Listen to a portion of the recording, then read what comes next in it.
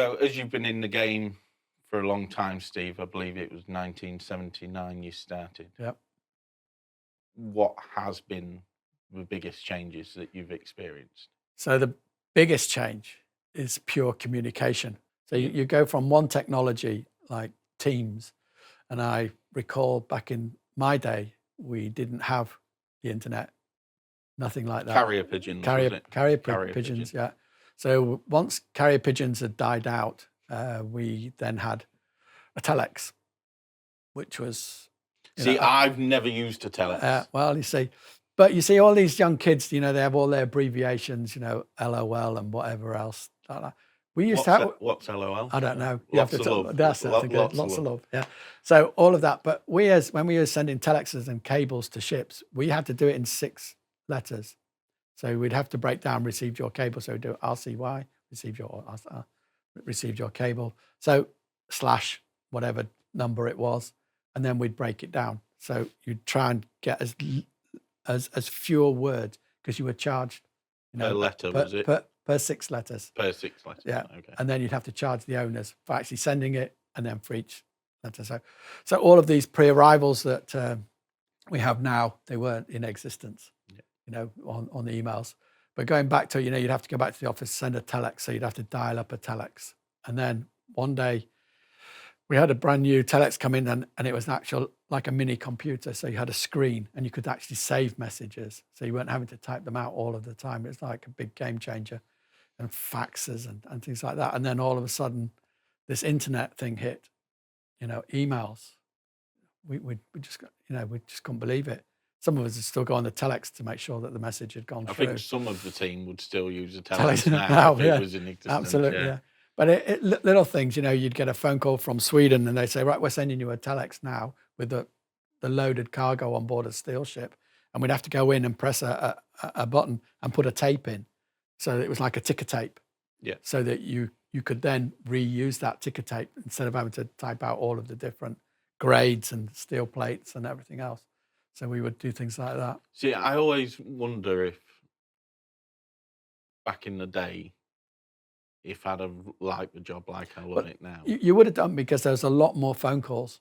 Yeah. Nowadays, the phones can be fairly quiet, but the emails are coming through and everything else. But back in when I very first started, it was phone based.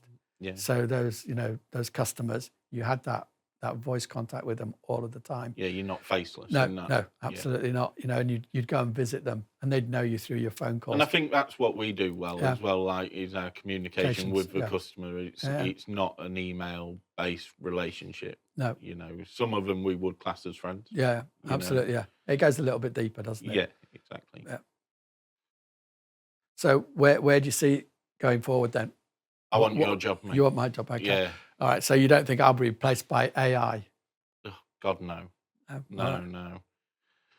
No, I don't think so, mate. I mean, AI is going to have its place, but yeah, I don't think in the scheme of things it's going to... You think shipping is a person's business? I personally do, yeah. I think, like... You can use the technology to assist you, but at the end of the day, it's down to a... Yeah, that personal touch goes a million miles, in my opinion. Yeah. I don't know what you think. I mean, I'm surprised you know what AI is, to be honest. Well, you see.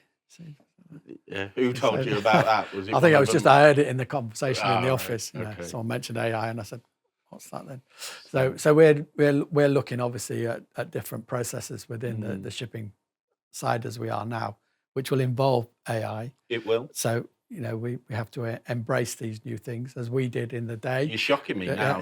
You're telling me that you're going to embrace AI. Is that after you retire? When I retire, I'll tell you all to go. Okay, you need to crack on with AI. Is that? Yeah, because I mean, no mobile phones back in the day. Our first mobile phone was one of these that you get at home, and you pull out a big aerial, and you have a base, and it used to just reach the British Steel Jetty.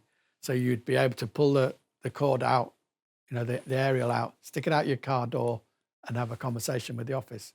That was great until one windy day I stuck it out the car door, and the car door slammed, and the battery, the actual aerial just went out. So anyway, but then you had the big battery pack, with a mobile phone, and then the phones became like the Motorola big ones that they had on Miami Vice. You wouldn't remember that, but anyway. So it's slowly, and then all of a sudden we've got phones now that have emails. Yeah. Do your photos or your whatever you do.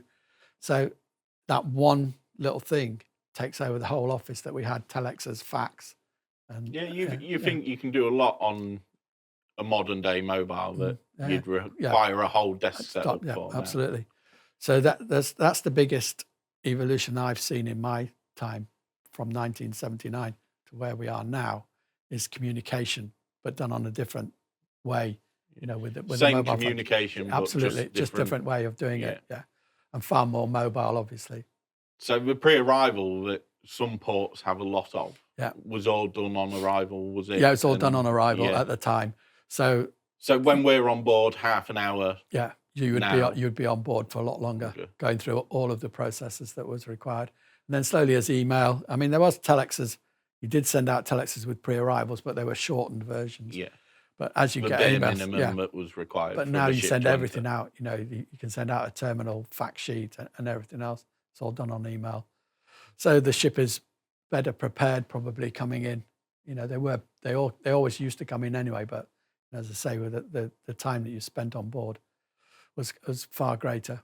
Yeah, I remember going on. We used to have a ship calling regularly, so the APJ Angad, coming in discharging iron ore.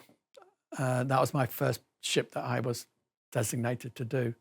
So you'd go on board, see the captain and everything else. And as it was a time chartered ship backwards and forwards, you build up relationships with them. So the time frame, you could shorten it. But and it's few and far between now where you get regular callers, isn't it?